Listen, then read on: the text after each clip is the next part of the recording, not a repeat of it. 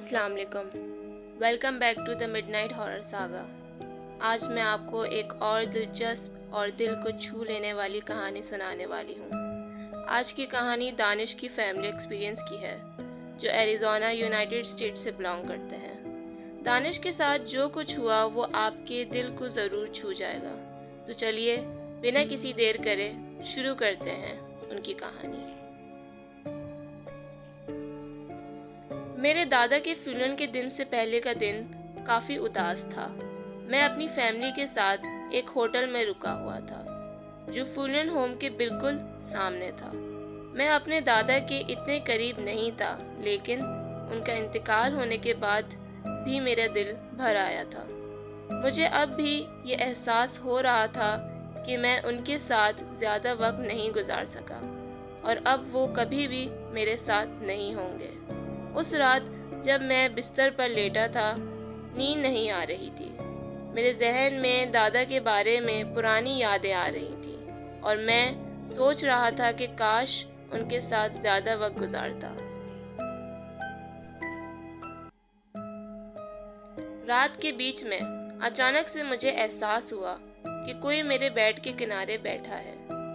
मेरा पहला ख्याल ये था कि शायद मेरे डैड या मॉम मुझे चेक कर रहे हों, लेकिन जब मैंने देखा तो दोनों गहरी नींद में सो रहे थे।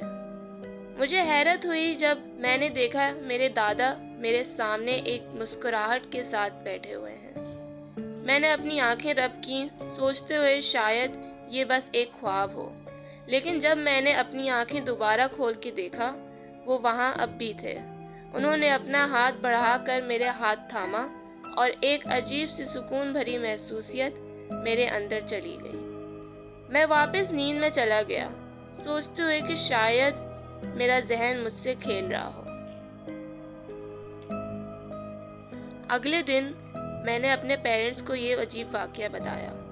उन्होंने इसे बस एक ख्वाब समझा, लेकिन दिल के कोने में मुझे ये महसूस हो रहा था कि शायद ये मेरे दादा का तरीका था मुझे अलविदा कहने का। 15 साल बाद मैं अपने बचपन के कमरे में था, इस दफ़ा मेरी आंट के फ्यूनरल के लिए। वो मेरे लिए दूसरी माँ की तरह थी और उनका इंतकाल मेरे लिए एक बड़ी चोट था। जब मैंने अपने बिस्तर पर लेटे हुए अपनी आंख बंद की तो अचानक मुझे किसी ने गले लगाया। मैंने समझा कि शायद मॉम या डैड होंगे, लेकिन मुड़कर देखा तो वो मेरी आंट थी। वो मुझे मुस्कुराते हुए देख रही थी। उनकी आंखों में शुक्रिया नज़र आ रहा था।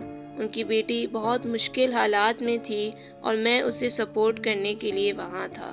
मुझे लगता है कि मेरी आंट मुझे शुक्रिया कहने आई थी।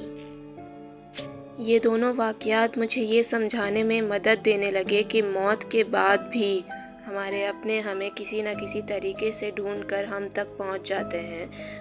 तब मुझे असल में ये एहसास हुआ कि जो काम हम अपनी ज़िंदगी में करते हैं उनका असर उन लोगों पर रहता है जो हमारे बाद रह जाते हैं। ये एक याद दिलाने वाली बात भी थी कि जो लोग हमारे अपने होते हैं वो कभी असल में हमसे दूर नहीं होते। वो हमारी यादों में और हमारी ज़िंदगी पर अपने असरात के ज़रिए हमेशा ज़िंदा रहते हैं। जब मैं अपने आंट के फ्यूनरल में खड़ा था और मेरी आंखों से आंसू बह रहे थे, तब मुझे ये समझ आया कि ये दोनों कहानियाँ हमेशा मेरे साथ रहेंगी। ये उन रिश्ते की मिसाल हैं जो हमारे प्यारों के साथ होते हैं, चाहे वो हमारे साथ ना हो। शुक्रिया मेरी कहानी पढ़ने के लिए। अगर आपको भी ये कहानी पसंद आई तो वीडियो को लाइक और शेयर करें और चैनल को सब्सक्राइब करना मत भूलिएगा। और अगर आपके पास भी कोई डरावनी कहानी है तो मुझे नीचे दिए गए लिंक के ज़रिए भेज सकते हैं। फिर मिलेंगे एक नई कहानी के साथ। तब तक के लिए अपना ख्याल रखिएगा। अल्लाह हाफ़िज़।